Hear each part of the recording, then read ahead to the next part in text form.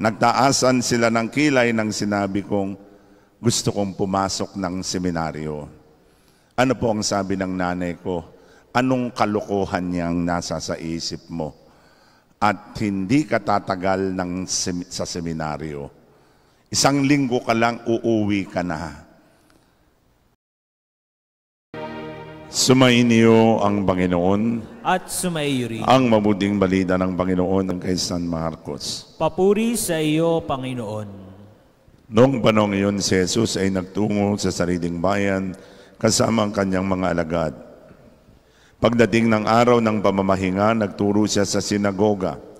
Nagtaka ang maraming nakarinig sa kanya at nagtanong, saan niya nakuha ang lahat ng iyan? Anong karunungan itong ipinagkaloob sa kanya? Paano siya nakagagawa ng mga kababalaghan?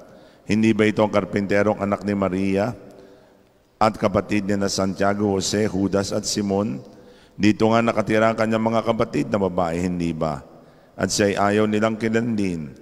Kaya't sinabi ni Jesus sa kanila, ang propeta ay ginagalang ng lahat, liban lamang ng kanyang mga kababayan, mga kamag-anak at mga kasambahay. Hindi siya nakagawa ng anumang kababalaghan doon, maliban sa pagpapatong ng kanyang kamay sa ilang may sakit upang pagalingin ang mga ito.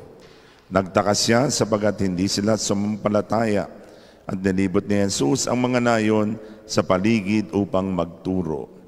Mga kaibigan, ang mabuting balita ng kaligtasan. Pinupuri ka namin, Panginoong Jesucristo. Magsiyo po ang lahat at taimtim na makinig sa homilya. Takang-taka ang Panginoon nang siya'y umuwi sa kanyang sariling bayan, na imbis na maniwala, sumampalataya ang mga tao sa mga kababalaghang kanyang ginagawa, ay siya'y lubhang nalungkot at nagtaka, sapagkat sila'y hindi naniwala, sapagkat sila'y nakatuon sa isang katotohanan, siya ay anak ng karpintero. Siya ay kakilala natin ang kanyang pamilya, ang kanyang nanay at tatay, at ang kanyang mga kamag-anakan. They were entangled with the roots of Jesus. They were so focused on his economic status, educational background, at hindi nila nakita in his ordinariness that he is the Messiah. Marami po mga pagkakataon in the ordinariness of our life, we can sense the presence of God. Pero tayo pong lahat ay gusto natin na extraordinary ang mga bagay-bagay. At hindi natin makita na ang isang ordinaryo ay pwedeng maging extraordinaryo. Ang isang ordinaryo ay pwedeng maging kasangkapan ng Panginoon sa kagalingan at sa pagpapanibago ng buhay. Kaya naman nabitawan ng Panginoon ang salitang walang propetang kinikilala sa sariling bayan. Ito po ang mapait na katotohanan na naranasan ng Panginoon. At ito po ay naranasan din ng inyong lingkod. Nang ako po ay pumasok ng seminaryo, ay mismo po yung aking mga kasama sa bahay, mga magulang ko, kapatid ko, ay nagtaasan sila ng kilay nang sinabi kong gusto kong pumasok ng seminaryo. Ano po ang sabi ng nanay ko? Anong kalokohan niyang nasa sa isip mo? At hindi ka tatagal sa seminaryo. 1 linggo ka lang, uuwi ka na. Sapagkat ang nakita nila ay yung ordinariness. Yung sabi nga sa katotohanan, yung sinasabi sa wikang Ingles, familiarity breeds contempt. Pag pamilyar ka sa tao, hindi ka believe. Ikaw ay lagi mong titingnan ay yung kahinaan niya, yung kanyang background, yung kanyang nakaraan, at hindi natin makita na pwedeng-pwede na gamitin ng Panginoon. At kahit na nga po yung aking mga kapitbahay na mga Marites, Marimar, Marisol, Magdalena, ay nagtaasan din ng kilay. hindi magiging pare yan. Nako, ay sabi nila, ay nako, ay galing sa nakakariwasang angkan, nako, ay hindi magiging pare. At saka yung tipo niya, nako, ay mga kapatid niyan ay puro playboy, ay hindi magiging pare. At sabi nila, nako, ayan ay habulin ng mga matron at mga bading. At kaya hindi yan tatagal at hindi yan magiging pare. Kaya naman, ito po yung masakit na katotohanan na we judge people by their educational background, economic status, family background, at mismo ang Panginoon ay hindi po nakaligtas sa ganitong paniniwala. And Jesus was amazed na wala silang pananampalataya, kaya naman wala siyang ginawang kababalaghan sapagkat hindi sila sumampalataya. Kaya naman, lumibot na si Jesus sa ibang lugar na doon ay mas mainit ang pagtanggap. Nang ako po'y nagsimulang magpatayo nitong kamay ni Jesus, ang aking mga audience po ay hindi mga lukbanin. Dahil yun na nga ang katotohanan, walang propetang kinikilala sa sariling bayan. At kahit po nung dumami na po ang mga tao rito, mga 85 to 90% ang mga tao po ay galing sa labas.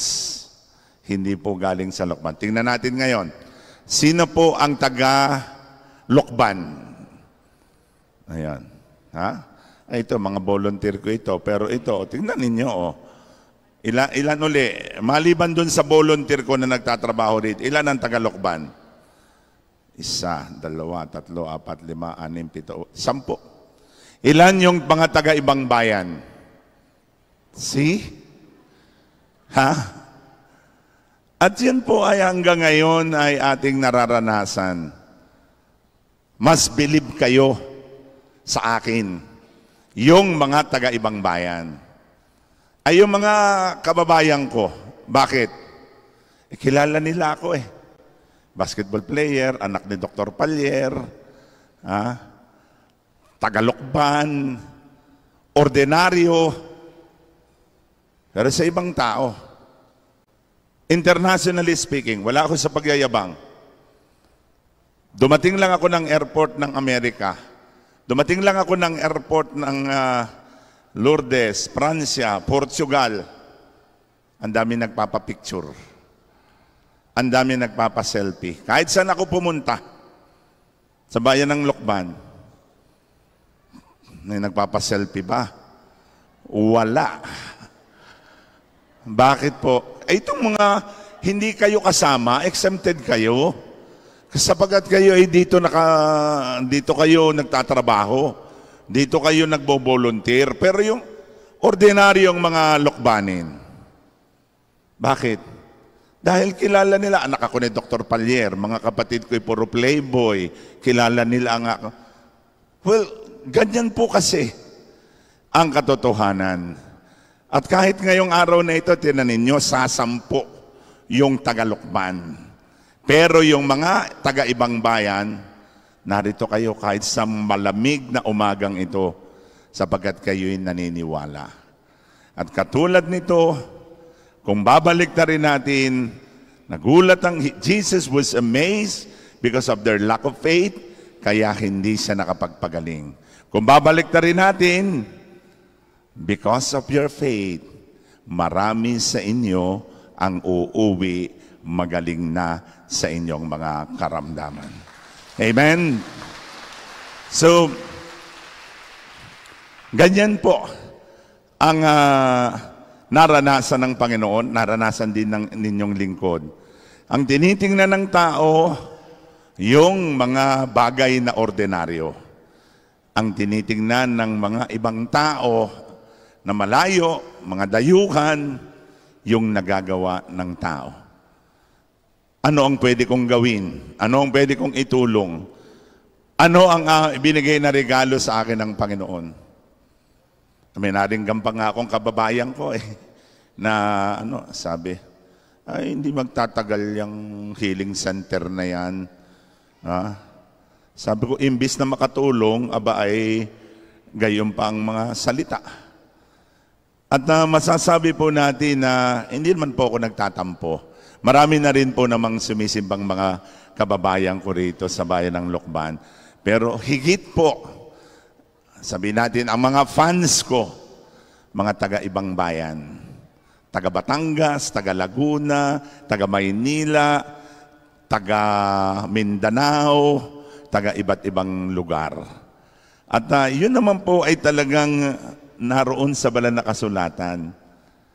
Walang propetang kinikilala sa sariling bayan.